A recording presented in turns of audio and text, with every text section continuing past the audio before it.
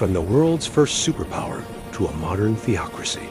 From Cyrus the Great, who freed slaves 2,500 years ago, to revolution and isolation today, this is Iran conquered by Greeks, Arabs, and Mongols, yet never stopped being Persian.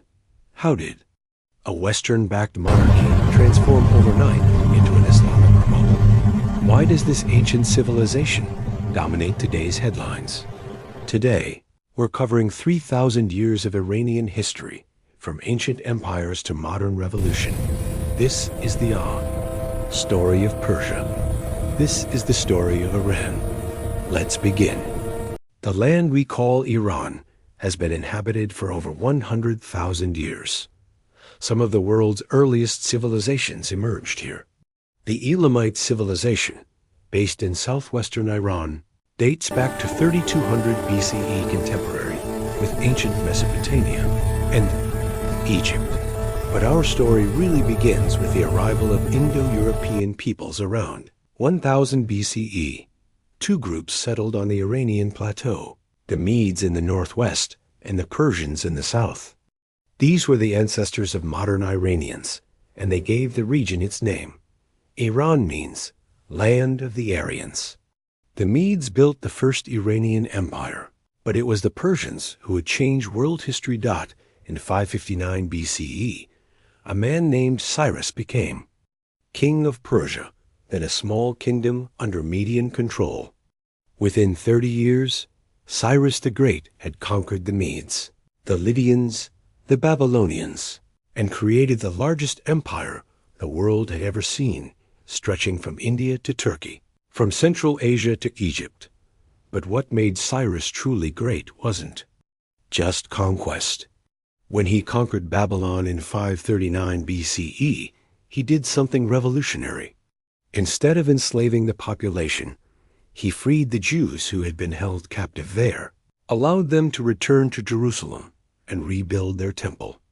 He respected local customs and religions rather than imposing Persian ways. The Cyrus cylinder, created after his conquest of Babylon, is sometimes called the world's first declaration of human rights. It proclaims that people should not be oppressed because of their religion or ethnicity. Cyrus declared himself not as a conqueror, but as a liberator. This wasn't just propaganda, it was policy. The Persian Empire was the first multi-ethnic, multi-religious empire that generally allowed its subjects to keep their languages, religions, and customs. This tolerance was revolutionary and helped explain why the empire was so stable and long-lasting. Cyrus's successors expanded the empire further. Cambyses too conquered Egypt, but the greatest Persian king after Cyrus was Darius I, who ruled from 522 to 486 BC. Darius reorganized the empire into provinces called satrapies, built an extensive road system, including the royal road from Sardis to Susa, established a postal system, standardized weights and measures, and minted the first imperial coinage. He built the magnificent palace complex at Persepolis, whose ruins still inspire awe today. The Achaemenid Persian Empire, at its peak, ruled over 44% of the world's population. No empire before or since has matched that percentage. It was the world's first superpower, and it was remarkably advanced with professional bureaucracy, infrastructure, art, and architecture that influenced civilizations for millennia. But the Persians made one crucial mistake. They tried to conquer Greece. The Greco-Persian Wars began in 499 BCE and lasted on and off for half a century. Despite massive Persian advantages in numbers and resources, the Greeks held them off. The battles of Marathon, 490 BCE, Thermopylae, 480 BC, and Salamis, 480 BCE, became legendary. The wars ended in stalemate, but they drained Persian resources and marked the beginning of decline. By the time Alexander the Great of Macedon invaded in 334 BCE, the Persian Empire was weaker, plagued by court intrigues and rebellions. Alexander conquered the entire Persian Empire in just a decade, defeating Darius III and burning Persepolis. In 330 BCE, the Achaemenid Empire was finished, but Persian civilization survived. It always has. After Alexander's death, his empire fragmented.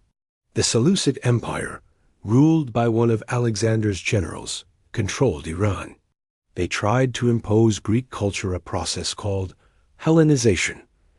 Greek became the language of administration. Greek cities were founded. Greek culture was promoted, but the Persians never truly accepted foreign rule. In 247 BCE, a nomadic Iranian people called the Parthians, led by Xerxes, rebelled and established their own empire. The Parthian Empire lasted nearly 500 years and became Rome's greatest rival. They controlled the Silk Road trade routes, making them fabulously wealthy. They developed the famous Parthian Shah cavalry tactic, where mounted archers would retreat while turning backwards to shoot at pursuers. The Romans tried repeatedly to conquer Parthia and repeatedly failed. At the Battle of Carrhae in 53 BCE, the Parthians annihilated a Roman army, killing the general Crassus. The Parthians captured Roman legionary standards, the ultimate humiliation. But by the 3rd century CE, the Parthian dynasty was weakening through internal conflicts. In 224 CE, a Persian named Ardashir from the Fars province, the original Persian heartland, revolted and established the Sassanid Empire. The Sassanids saw themselves as the true heirs of the Fars, Achaemenids. They promoted Zoroastrianism as the state religion, an ancient Persian faith that worshipped Ahura Mazda and emphasized the cosmic struggle between good and evil. Zoroastrianism would profoundly influence Judaism, Christianity, and Islam. The Sassanid period was a golden age of Persian culture. Art, architecture, literature, and science flourished. The Sassanids built magnificent palaces, promoted learning, and established universities. They fought constantly with Rome, and later Byzantium, with the border shifting back and forth for centuries. But these endless wars exhausted both the Sassanid and Byzantine empires. And in the 7th century, a new power emerged from the Arabian desert that would change Iran forever. In 637 CE, Arab Muslim armies defeated the Sassanid forces at the Battle of Al-Qadisiyah. By 651 CE, the last Sassanid king, Yazdegerd III, was dead, and the empire had fallen to the Islamic Caliphate. This was a turning point in Iranian history. For the first time in over 1,000 years, Iran was ruled by foreigners who didn't just want political control. They wanted religious conversion. The Arab conquest brought Islam to Iran, and over the next few centuries, most Iranians converted from Zoroastrianism to Islam. But this wasn't a simple story of conquest and submission. The relationship between Persians and Arabs was complex and often tense. Iranians accepted Islam but reshaped it with Persian culture and thought, while Arabs controlled political power initially. Persians dominated administration, learning, and culture. Persian bureaucrats ran the caliphate. Persian scholars became the greatest Islamic theologians, scientists, and poets. The Abbasid Caliphate, which overthrew the Umayyads in 750 CE, relied heavily on Persian support and moved the capital to Baghdad, which was close to the old Persian capital of Ctesiphon. Persian influence on Islamic civilization became dominant. During the Islamic Golden Age, roughly 8th to 13th centuries, Persian scholars made extraordinary contributions. Al-Khwarizmi developed algebra. The word algorithm comes from his name. Ibn Sina, Avicenna, wrote medical texts used in Europe for centuries. Omar Khayyam was a mathematician and poet. Ferdowsi wrote the Shahnameh, the Persian Book of Kings, preserving pre-Islamic Persian history and mythology. The Shahnameh was particularly important. Written entirely in Persian rather than Arabic, it helped preserve Persian language and identity during the Arab period. To this day, Iranians see it as a national epic. By the 9th century, independent Persian dynasties began emerging, first the Sassanids, then the Buyids, then the Ghaznavids. While these dynasties were Muslim and recognized the caliphate's nominal authority, they were culturally and politically Persian. Iran had been conquered, but it had not disappeared. Instead, it absorbed its conquerors, persisted through adaptation, and maintained its distinct identity. This pattern would repeat throughout Iranian history. In 1219, the Mongols invaded. What followed was one of the greatest catastrophes in Iranian history. Genghis Khan's armies swept across Central Asia and into Iran with unprecedented brutality. Cities that resisted were completely destroyed. In Nishapur, the Mongols reportedly killed every living thing, people, cats, dogs, everything. The population was slaughtered so thoroughly that pyramids of skulls were built as warnings. The city of Ray, which had been one of the world's great cities, was destroyed so completely it was never rebuilt. Irrigation systems built over centuries were demolished. Agricultural land returned to desert. Scholars estimate that Iran's population dropped from perhaps 2.5 million to 250,000, a 90% decline. This wasn't just conquest, it was near annihilation. The Mongol Ilkhanate ruled Iran for about a century. But gradually, something remarkable happened. The Mongols, like the Arabs before them, were absorbed by Persian culture. They converted to Islam, adopted Persian administrative practices, and became patrons of Persian art and learning. After the Ilkhanate collapsed, Timur Tamerlane conquered Iran in the late 14th century. Timur was another Central Asian conqueror, arguably even more brutal than the Mongols. But Timur saw himself as a patron of Persian Islamic culture. His capital Samarkand became a center of Persian architecture and art. The Timurid period saw a renaissance of Persian culture. Miniature painting reached new heights. Architecture flourished. Persian became the language of culture across much of Asia from Turkey to India, but Iran itself remained politically fragmented, divided among various dynasties and local rulers. What Iran needed was unification under a strong native dynasty. That would come in the 16th century with the Safavids. In 1501, a 14-year-old named Ismail proclaimed himself Shah of Iran, founding the Safavid dynasty. The Safavids would rule Iran for over 200 years and fundamentally reshape Iranian identity. Ismail made a revolutionary decision. He declared Shia Islam the official religion of Iran. This was hugely significant. Until then, most Iranians, like most Muslims, were Sunni. But Ismail imposed Shia Islam through force, inviting Shia scholars from across the Muslim world, persecuting Sunnis who refused to convert, and making Shiism central to Iranian identity. Why did he do this? Partly religious conviction, but also political calculation.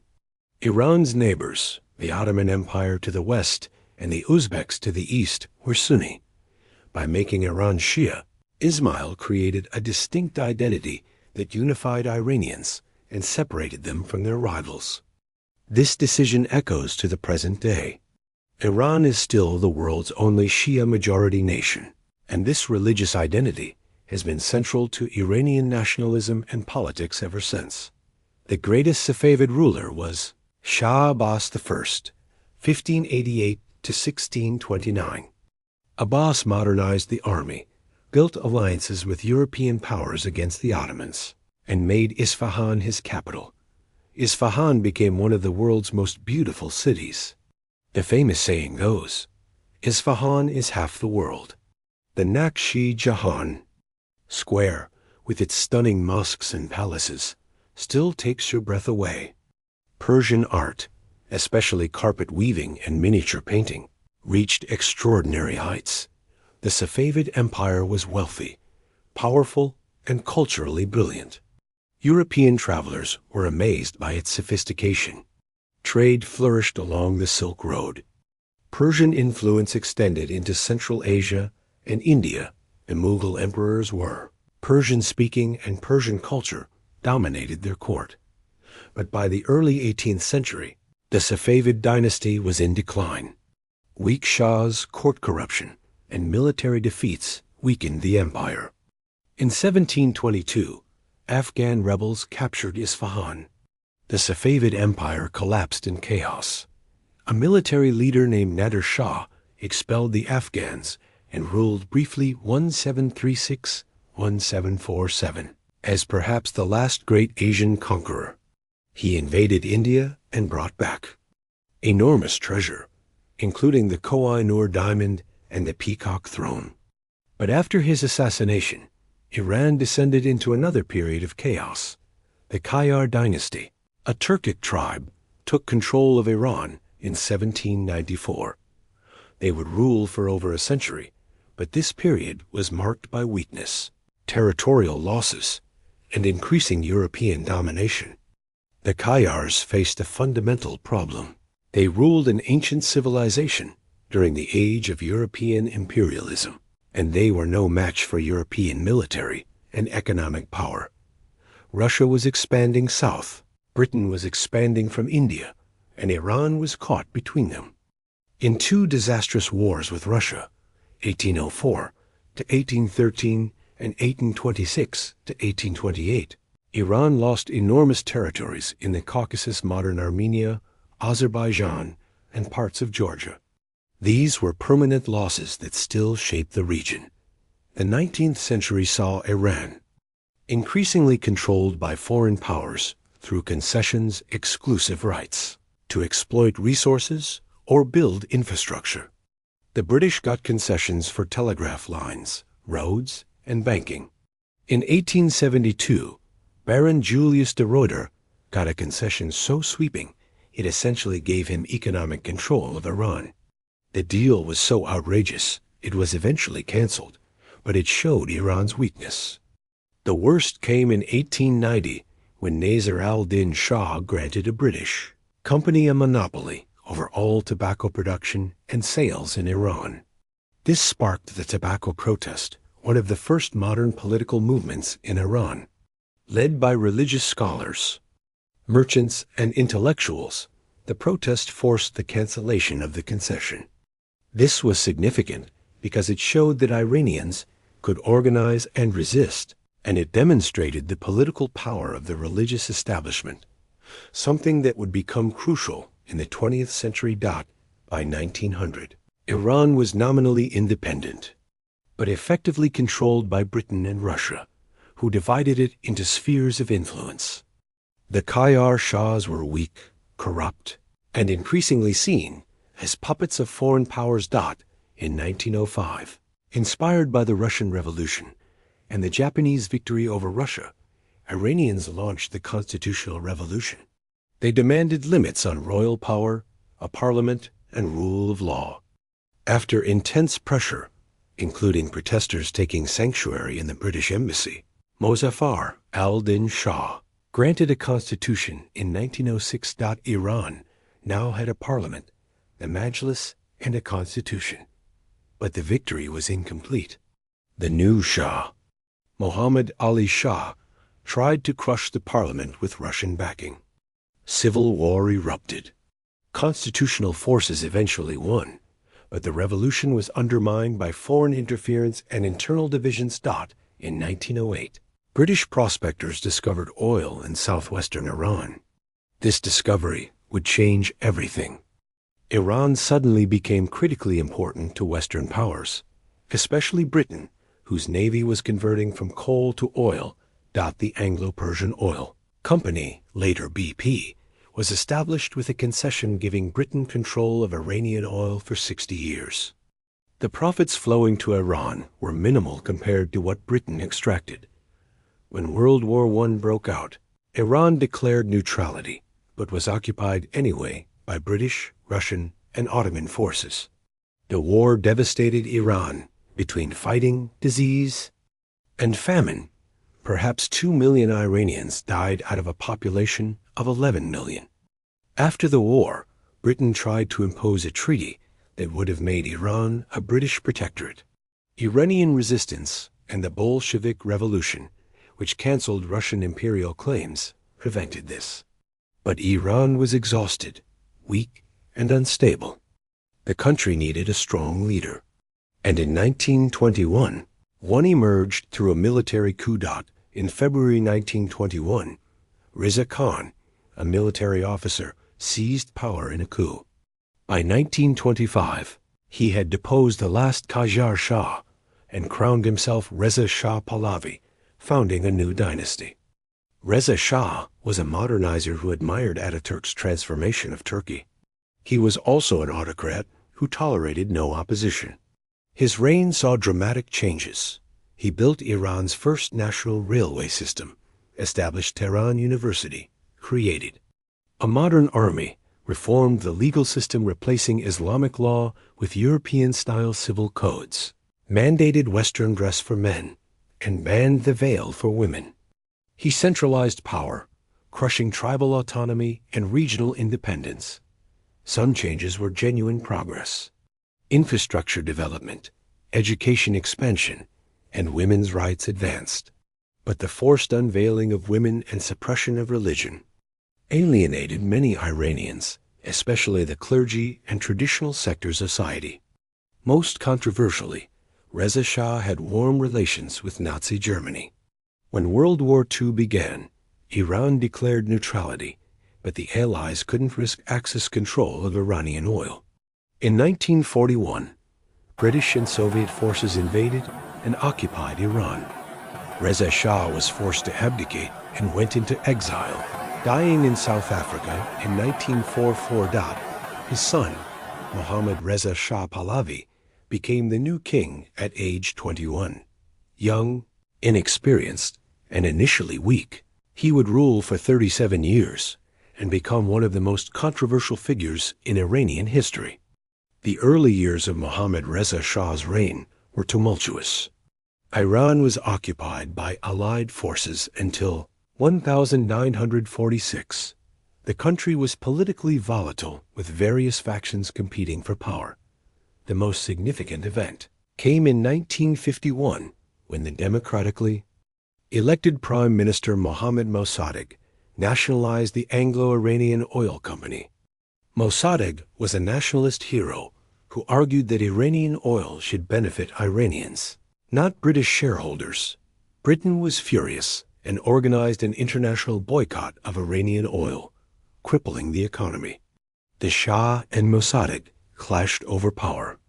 In 1953, with the economy in crisis and political tensions high, the CIA and British intelligence organized Operation Ajax, a coup that overthrew Mossadegh and consolidated the Shah's power.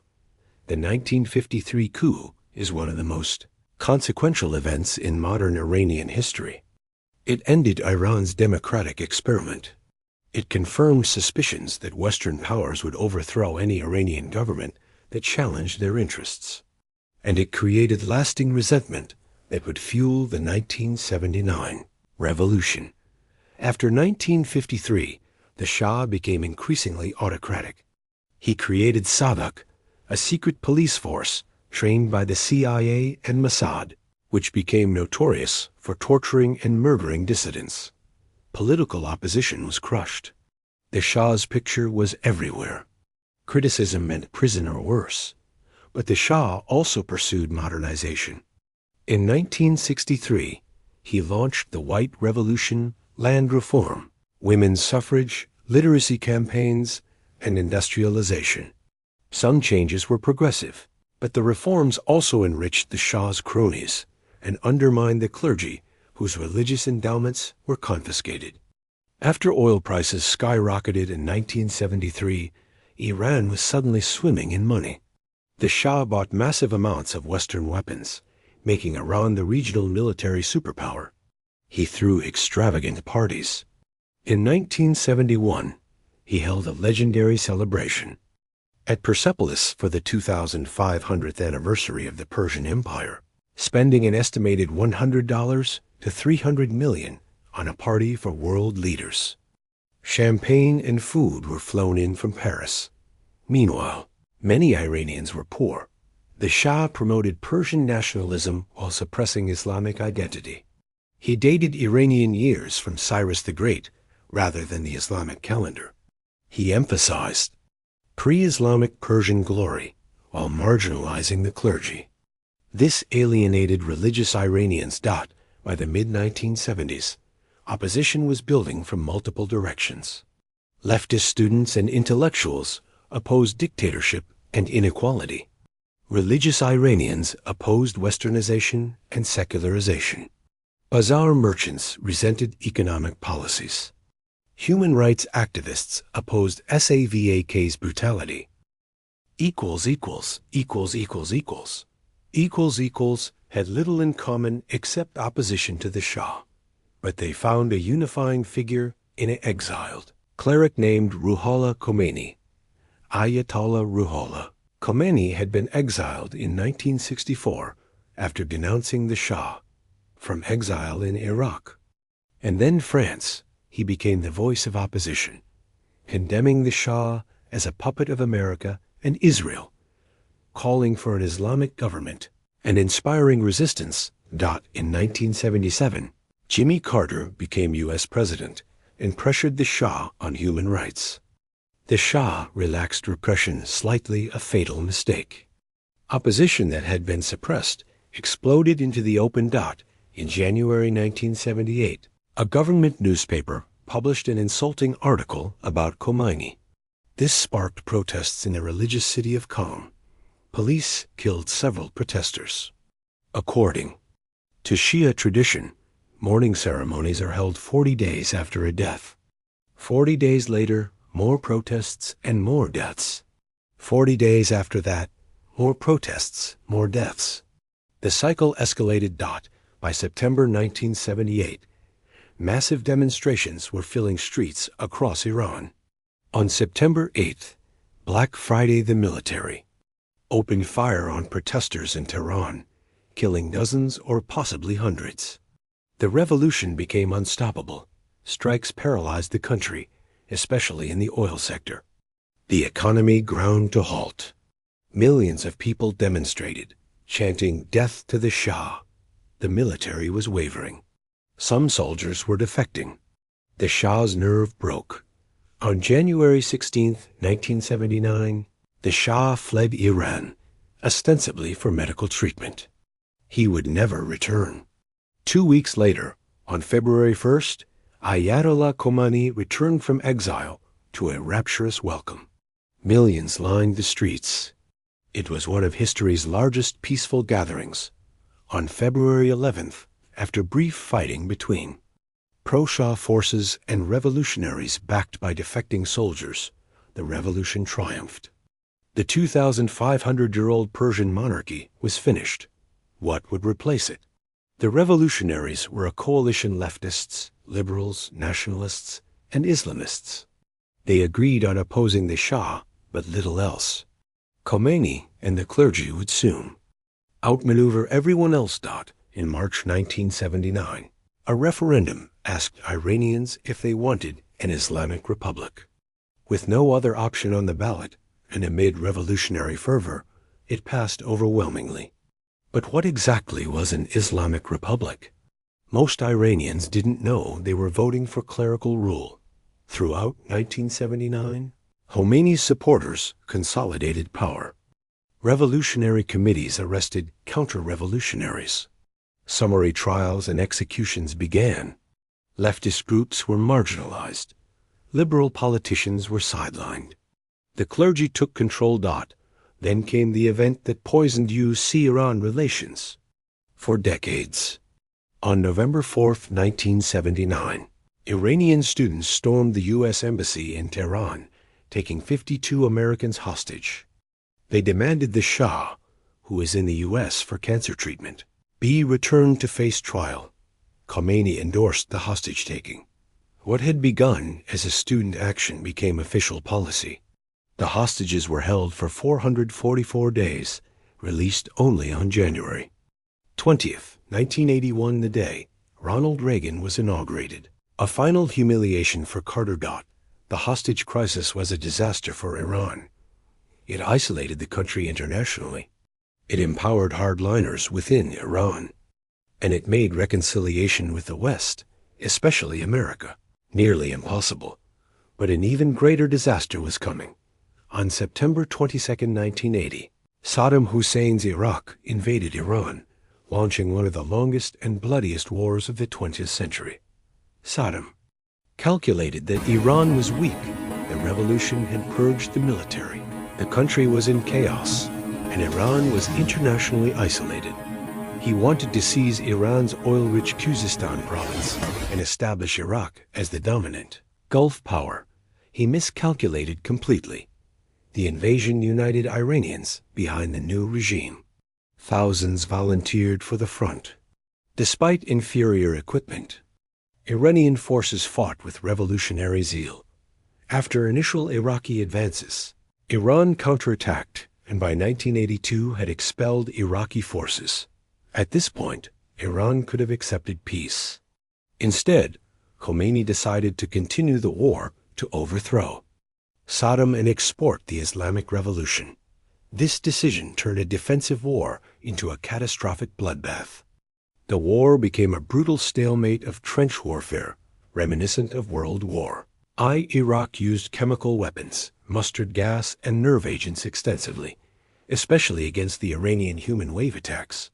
Tens of thousands of Iranians died from chemical weapons. The international community did little. The U.S., still angry over the hostage crisis, supported Iraq. So did the Gulf Arab states, terrified of Iranian revolution spreading. The Soviet Union sold weapons to both sides. France provided Iraq with advanced weapons. Iran was alone. The war dragged on for 8 years. Iranian boys as young as 12 volunteered as Basij militia, sent to clear minefields by walking through them. Entire generations were scarred. Cities were bombed. The economy was devastated. Finally, in 1988, Khomeini accepted UN ceasefire resolution 598. He said it was like drinking poison. The war ended with borders virtually unchanged. Between 500,000 to 1 million people died. Both countries were economically ruined. It was utterly pointless, but the war had important consequences for Iran. It legitimized the Islamic Republic. Many Iranians who had opposed the revolution supported the country against Iraqi aggression. It militarized society. It empowered the Revolutionary Guards, IRGC, who became a powerful political and economic force. And it created a siege mentality that justifies authoritarianism to this day. In June 1989, Ayatollah Khomeini died. His funeral drew millions of mourners.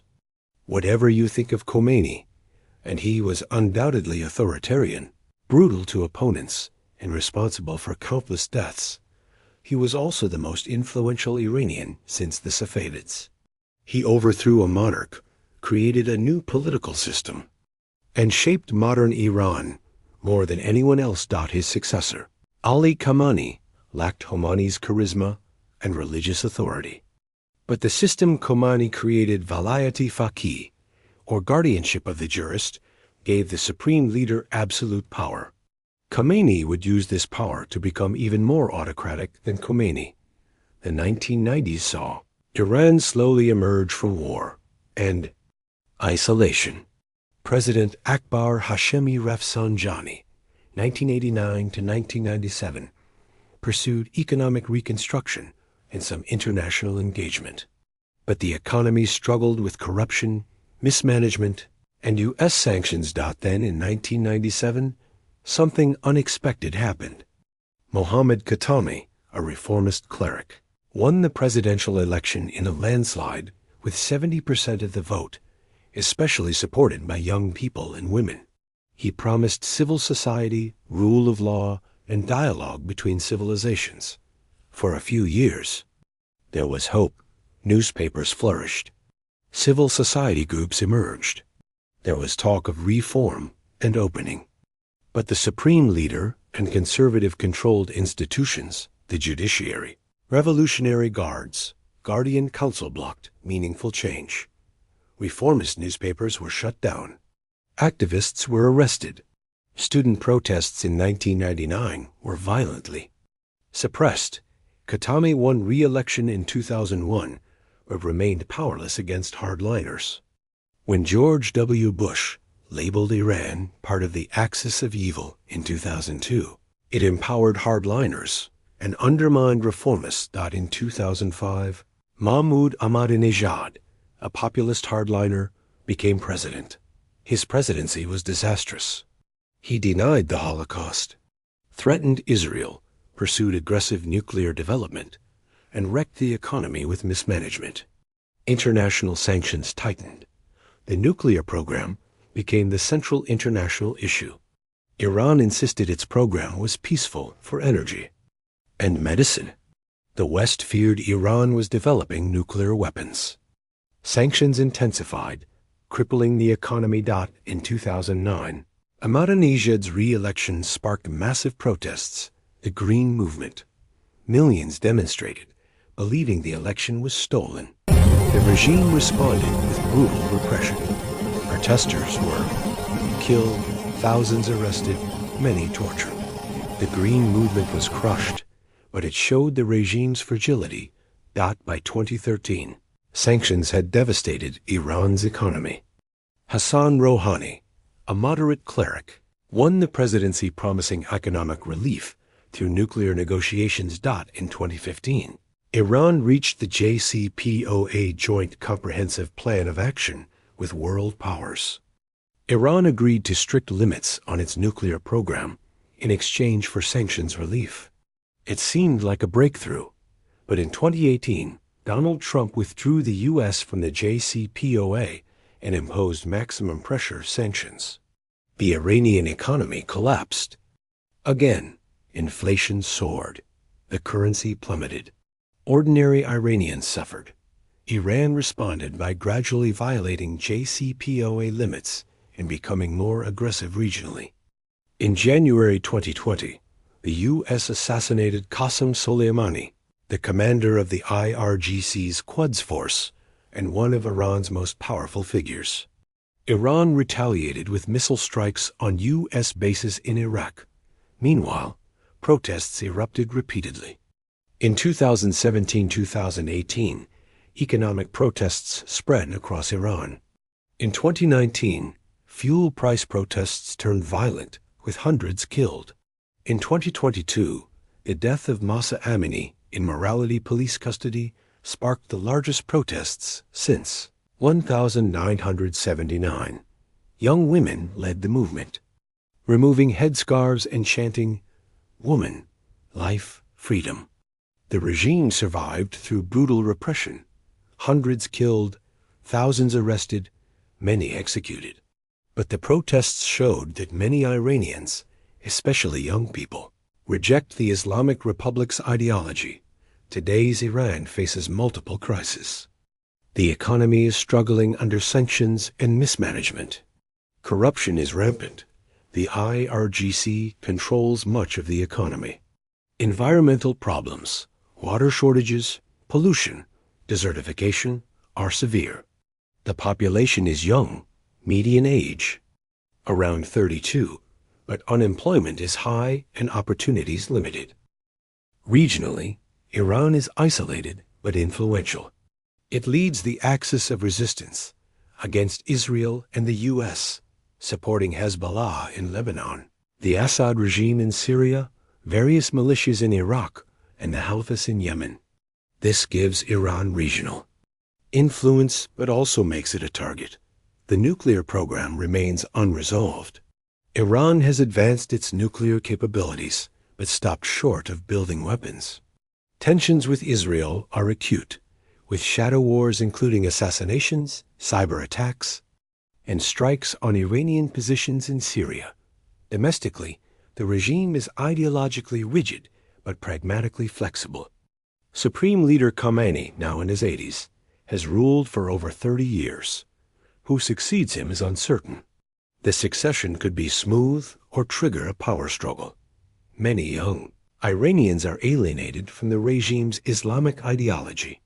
They want normal lives, economic opportunities, social freedoms, and international engagement. But the system is designed to prevent change. Elections are not free. Candidates are vetted by the Guardian Council, which disqualifies reformists. Real power lies with the supreme leader and institutions like the IRGC. Can Iran reform from within? Or will it take another revolution? Nobody knows. Iran's history is one of resilience, adaptation, and survival.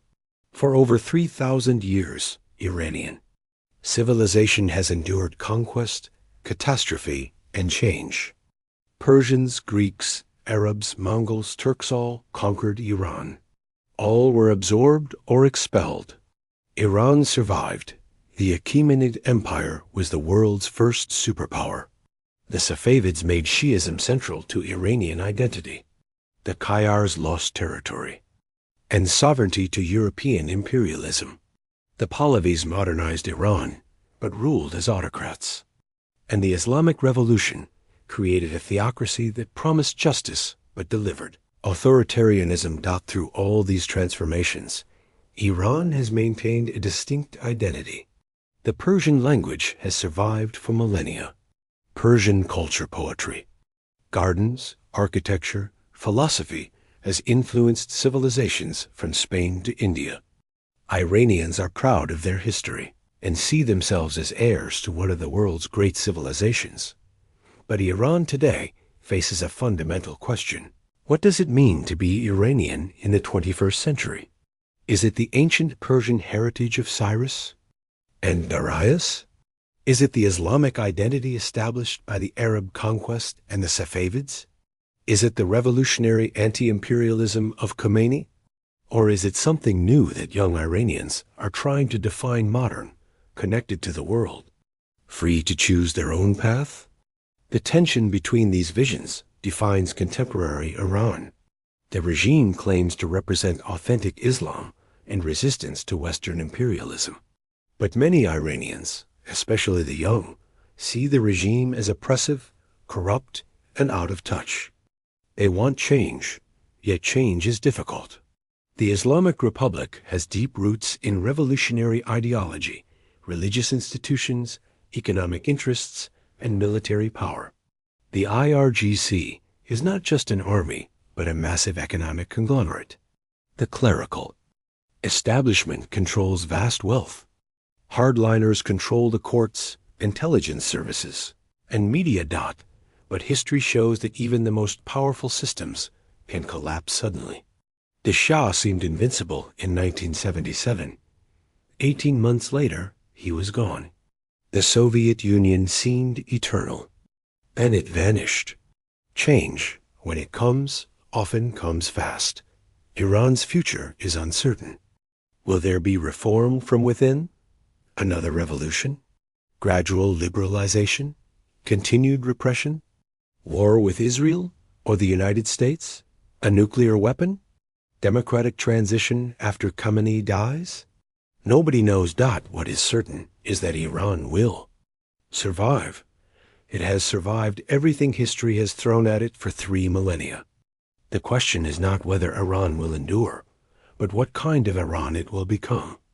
Will it be the open, tolerant, culturally confident Iran of Cyrus the Great, who freed slaves and respected all religions?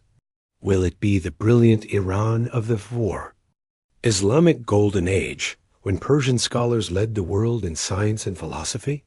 Or will it remain isolated, authoritarian, and at odds with much of the world? The answer will be written by Iranians themselves, particularly the young people, who make up most of the population. They are the ones who chant woman, life, freedom in the streets. They are the ones who risk everything for change. They are Iran's future. For 3,000 years, Iran has been at the center of human civilization, sometimes as a superpower, sometimes as a victim, always as a survivor. Its story is not over. In fact, the most interesting chapters may still be ahead. From Cyrus to Achaemenid, from ancient Persepolis to modern Tehran, from the first declaration of human rights to the struggle for freedom today, this has been the entire history of Iran.